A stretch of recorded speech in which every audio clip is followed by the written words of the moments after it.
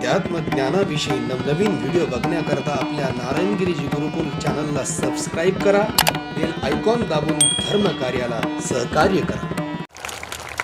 आज महाराष्ट्रात आपल्याला भरपूर कीर्तनकार मिळतील, एक से बढ़कर एक, ज्ञानाच्या उंच भराऱ्या मारणार, उंच भराऱ्या.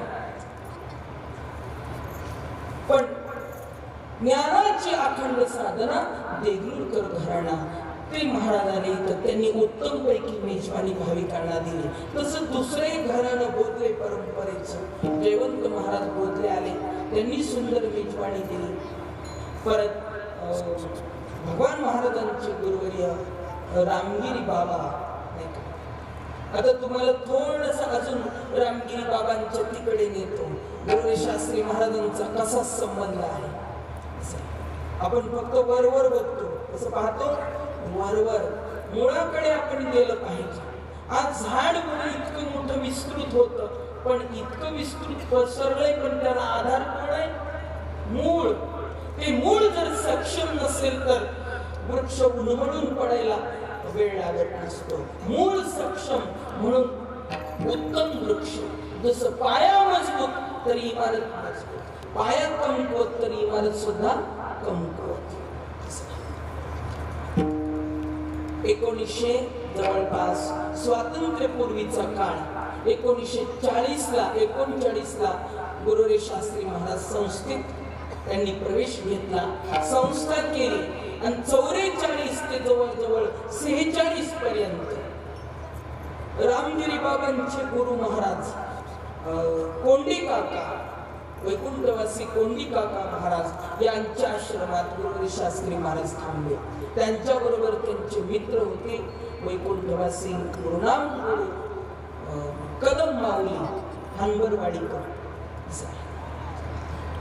असा महाराजांचा संबंध.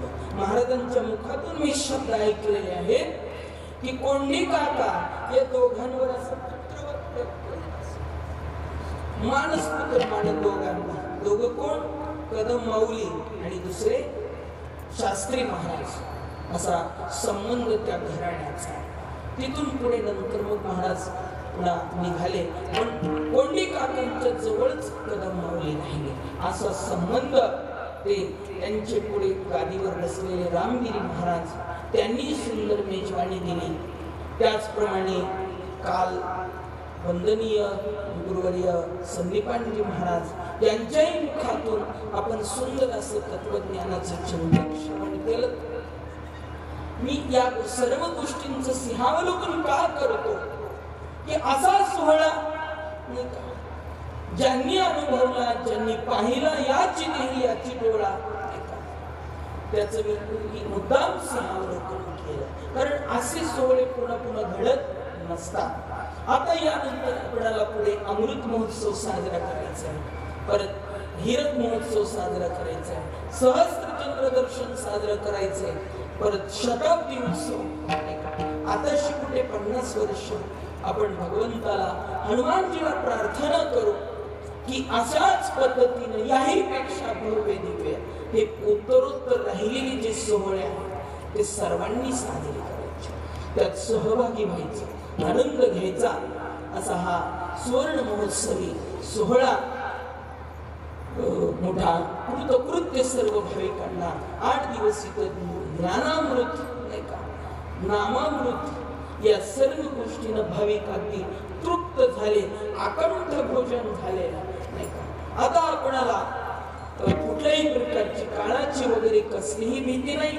असा हा उत्सव इथे संपन्न जवळजवळ झालेलाच आहे. आता फक्त काल्याच्या या कीर्तनाच्या माध्यमातून आपणाला याची पूर्णाहुती करायची. कारण वारकरी संप्रदायाच्या पद्धतीप्रमाणे काल्याच्या कीर्तनाशिवाय सप्ताहाची पूर्णता नाही. आणि काल्याचं कीर्तन म्हटल्यानंतर भगवान गोपाल कृष्णाचं चरित्र, आणि ते चरित्र सुद्धा कोणतं? त्या अभंगाच्या पहिल्या चरणात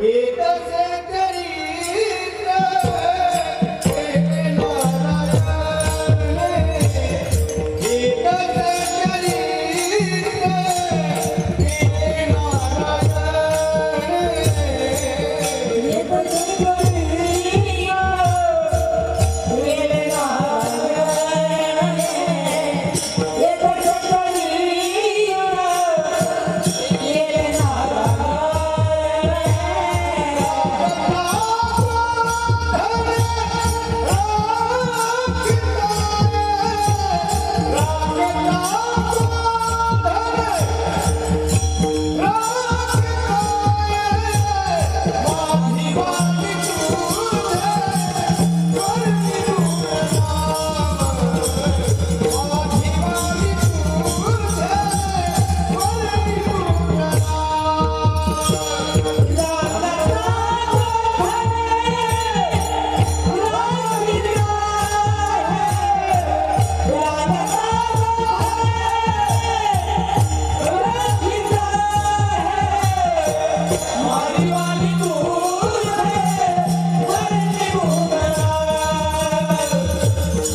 शिवाजी तू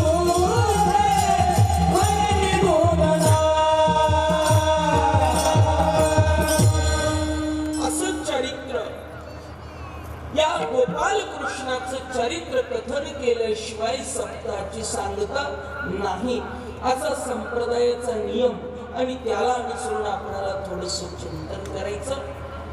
आपल्याला बरोबर 9 वाजता या ठिकाणी सेवा पूर्ण करायची.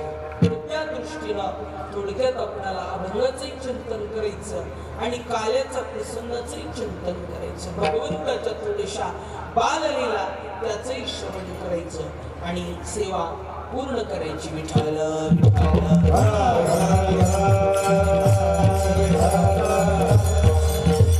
भगवान गोपाल कृष्ण परमात्मा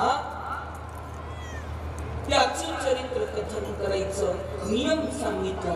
पण प्रश्न असा पडला महाराज की भगवान गोपाल कृष्णाचं चरित्र तर विशाल आहे, विराट, मग इथं या अर्ध्या पाऊण तासात कसं शक्य आहे सांगणार. मग संतांनी सांगितलं एवढं जरी विशाल चरित्र असलं तरी ते सर्व सांगत बसायचं नाही. मग सांगायचं किती?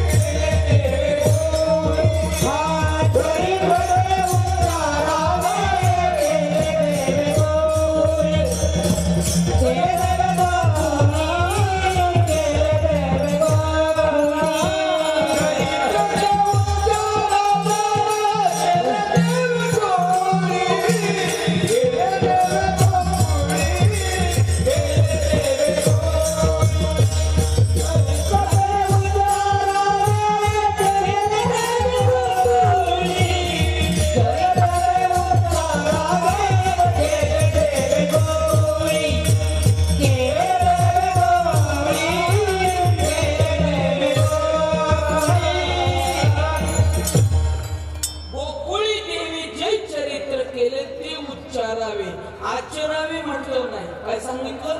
उच्चारावे, फक्त त्याचा उच्चार करायला सांगितलं.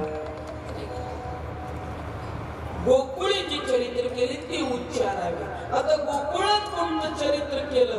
रांग तरंगणी चोरी तरंगणी,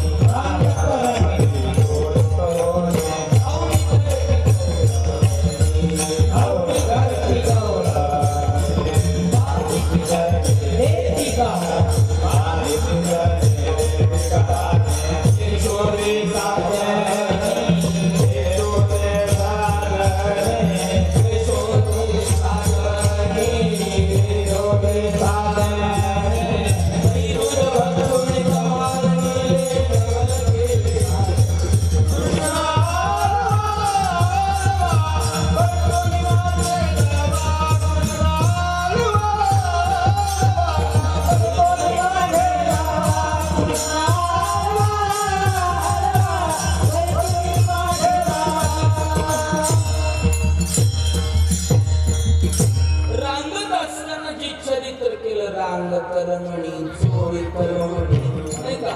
मग गवळणी मागे धावत असत धावली धरती गवळणी, बांधी ती चरणी देती गारणी. हे चरित्र याचा उच्चार करायचा. भगवान गोपाल कृष्ण परमात्मा रांगत असताना जे चरित्र केलं, पुढे थोडेसे मोठे झाल्यानंतर जे चौरे करण्यासारखं चरित्र केलं, पेंड्या सुदाम्या वाकड्या बोबड्या असं भगवंताचं मंडळ होतं. मित्र मंडळ तो वाकड्या आपलं तो पेंड्या नावाचा एक, त्यात एक बोबड्या नावाचा एक मित्र होता भगवंताचा. काय नाव त्याचं? बोबड्या. बोबड बोलायचं होतं. कसं बोलायचं? बोबड. बोबड बोलता येतं? हा, तर तो बोबड बोलायचा. भगवान परमात्म्यानं त्याला एके दिवशी चांगला झपू दाखवला. तो भगवान दुसऱ्या दिवशी भगवान परत म्हणू लागले, बोबड्या चल चोरी करायला. पहिल्यांदा तो म्हणू लागला तेव्हा कुठं तलात सांगितलं आपल्याला तोली करायला द्यायचं, चोरी करायला द्यायचं. तो म्हणला नाही येणार का? मग त्यानं गाणं गायला चालू केलं बोर्ड्या. येणार नाही मला मी चोरीला. आता ते एकदा गवळ्याच्या घरी दही दूध चोरायला गेलो रे. उतरी गवळण मलाच धरलं, माझच बेकात मुरलं. त्यानं कारण सांगायला लागलं, उतरी गवळण मला धरलं आणि माझच बेकात मोडलं रे. म्हणून येत नाही तसं नाही देवा. अजून कारण आहे माझं. काय कारण आहे? पलवा किलबतले बहु बोल झाला, मी गलेबले म्हणून तुला साथ. त्यानं असं खूप कारण काय. बरं त्यानं भगवान म्हणू लागले, बरं ठीक आहे नको येऊ तू चोरी करायला, मग गाई राखायला तरी चल. त्यानं सांगितलं नाही देवा तिकडं पण या. मग तू उलट चिडून म्हणलं, कुठला धमाल रे धमाल फुल्या गाई, धमाल रे धमाल फुल्या गाई, धमाल रे धमाल फुल्या गाई, कुठला धमाल रे धमाल विचारायची तुझी आई, विचारायची तुझी आई, विचारायची तुझी आई, धमाल फुल्या गाई, धमाल रे धमाल फुल्या गाई.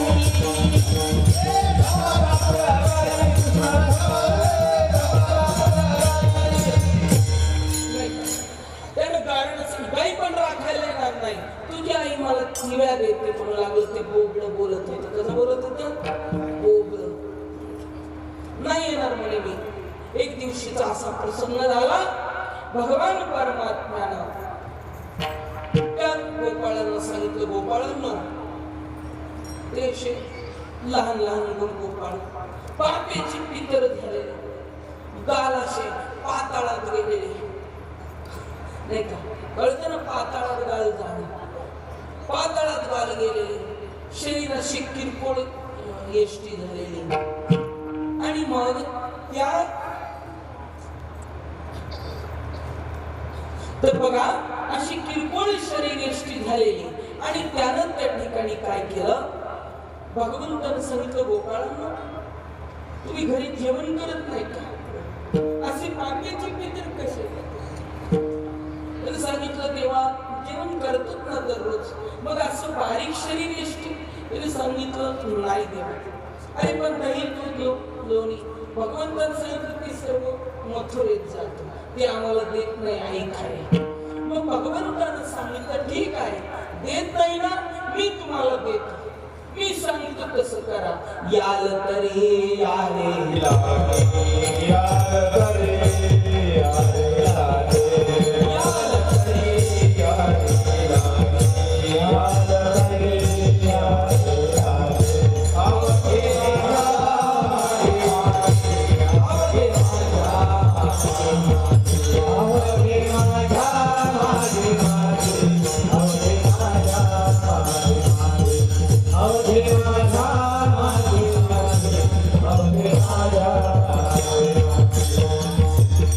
माझ्या मागे या, मी तुम्हाला खाऊ घालतो. भगवंतानं त्यांना सांगितलं तुम्हाला तर मी खाऊ घालतो, पण एक नवीन प्रकारे आपल्याला चोरी करायला जायचंय. मग सर्व गोपाळ म्हणू लागले तेव्हा चला मग चोरी करायला. त्यांनी सांगितलं अरे चोरी दिवसा केली जात नाही, ती कधी करावी लागते? रात्री. मग ठीक आहे रात्री.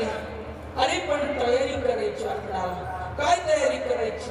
सांगितलंय बा काठी घ्या, खडी घ्या, माती घ्या, सराट्याची काठी घ्या. हे सगळं गोपाळ म्हणू लागले भगवान चोरी करण्याचा हा प्रकार काही आम्हाला कळत नाही. काठी खडे सराटे हे कशासाठी? मग भगवंतानं त्या एकेकाचं स्पष्टीकरण केलं. सांगितलं हे बघा आपण चोरी करायला गेल्यानंतरच्या घरामध्ये आपण जाणार आहोत, तिथले माठ आपल्याला माहीत नसणार कुठे ठेवलेले. ते माहीत व्हावे म्हणून आपण काय करायचं, ते खडे जे भेटलेले आहेत सोबत असे खडे फेकून मारायचे.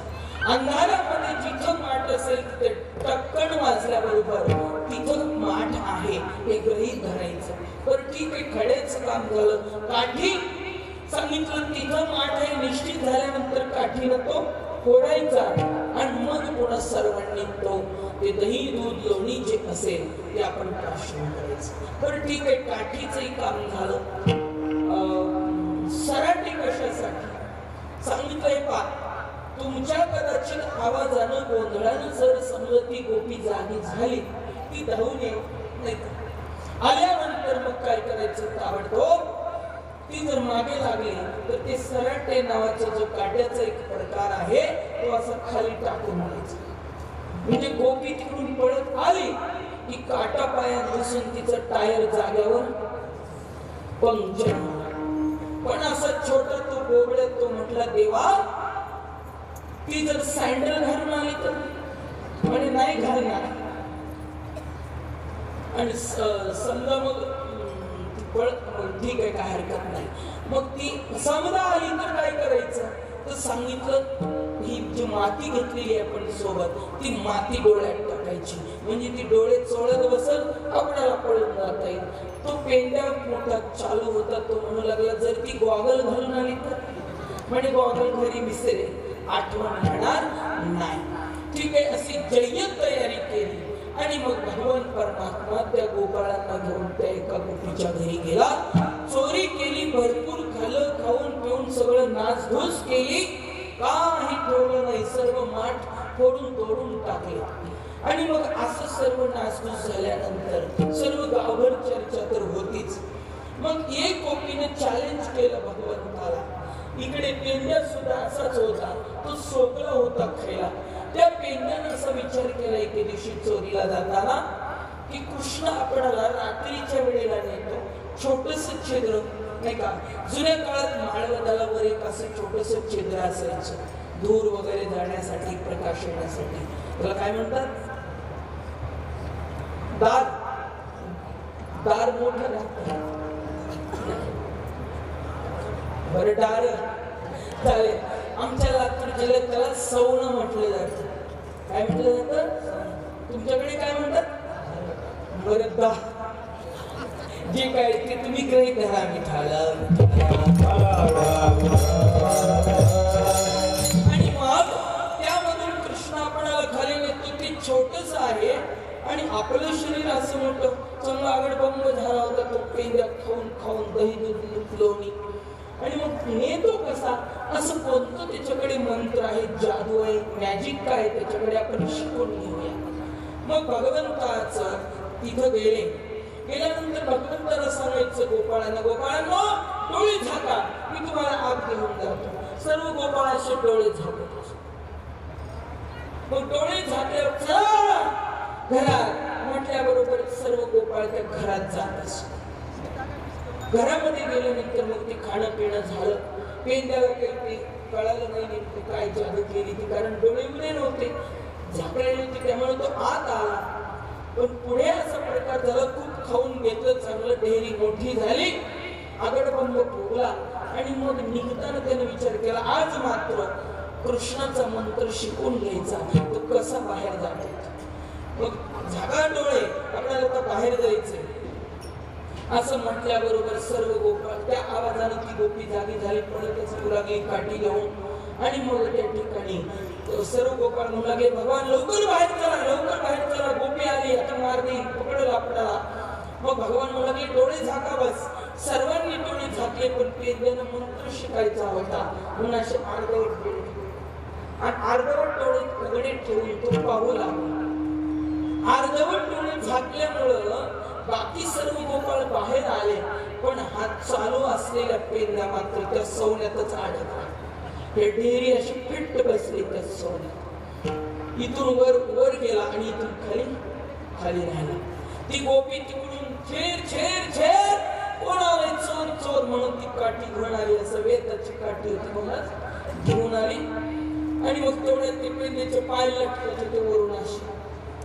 ते असे त्या गोपीला तोंडावर लागले. काय लागलं म्हणून असं धरून बघितलं, इथं मुडदा लपलाय. आणि मग तिने त्या सुंदरीनं मार द्यायला चालू केला. महाराज त्या पेंड्याचा पार्श्वभाग अगदी बदलून काढला. ललुहान झाला तो पेंड्या. ओरडायला लागला, देवा देवा वाचवा, ही गोपी आता मला जिवंत सोडत नाही, गेले माझे पाय मोडले. करशील चोरी की त्या गोपी परेशान झालं तो पेंद्या शेवटी भगवंताला शरण आला. भगवंतानं सांगितलं डोळे झाक. त्यानं पूर्ण डोळे झाकले महाराज आणि मग भगवंतानं बाहेर काढलं. अशा अनेक प्रकारच्या बाललीला भगवंतानं त्या गोकुळामध्ये केल्या. एक नव्हे असंख्य अशा कितीतरी लीला भगवंतानं केल्या. त्याच्या अजून एक 2-3 लीला सांगतो आणि आपण चरित्राचा विषय सांगूया. भगवान परमात्मा असेच उन्हाळ्याचे दिवस वैशाख महिना एका गोपीचा म्हातारा सासरा दरवाजात आपलं लाईट गेलेला, कूलर बंद, एसी बंद, दरवाजात आपलं त्यानं टाकलं होतं घोंगडं आणि त्यावरती झोपलेला अशी मोठी ढेरी, मोठी तुंदील तनू आणि उघडी आवडपंब झोपलेला असा दरवाजामध्ये. कृष्ण परमात्मा हळूच घरात गेला, दही दूध दोन्ही खाल्लं आणि एक मोठा डेरा असा दह्याचा डेरा उचलून आणला. चांगलं ते आटीव दही होतं दुधाचं आणलं आणि कृष्णानं त्या म्हाताऱ्याच्या डेअरीवर जोरात फोडला. फोडल्याबरोबर म्हातारं पांढरं शुभ्र झालं, जीवाच्या आकांतानं कळवळलं. त्याची सून आतच होती बसलेली, बाहेर आली. काय झालं बघते तरी पांढरं शुभ्र भूतासारखं दिसायला. भूत, ते म्हणे भूत नाही मी आहे. कसं काय झालं ते बघ, ते बोलत ते गवळ्याचं कार्ट त्यानं मला माझ्या डेअरीवर डेरा फोडून गेलं. पकड पकड त्याला. ती गोपी मागे धावली. कृष्णानं तिथूनच गोपीला यू यू यू यू करायला सुरू केलं. अशा टिवल्या पावल्या करायला लागल्या. मागे लागली पण कृष्ण सापडतच गेला पळून दुसऱ्या गल्लीतून निघून. अशा कितीतरी लीला भगवंतानं त्या गोकुळामध्ये केल्या. अशा बाललीला तुकोबारा सांगत येदसे चरित्र केले नारायणे, नाही का? असं चरित्र नारायणाने केलं. कधी केलं? रांगता गोधणे राखीत आहे. रांगत असताना ते चरित्र केलं. त्याचप्रमाणे गोधणे राखीता, नाही का? म्हणजे नुसतं रांगतानाच चरित्र केलं असं नाही, तर गाई राखताना सुद्धा चरित्र केलं. खूप मोठं चरित्र केलं. भगवान परमात्म्यानं तिथे असंख्य राक्षस मारले, तिथं खेळ खेळले, गाई राखल्या.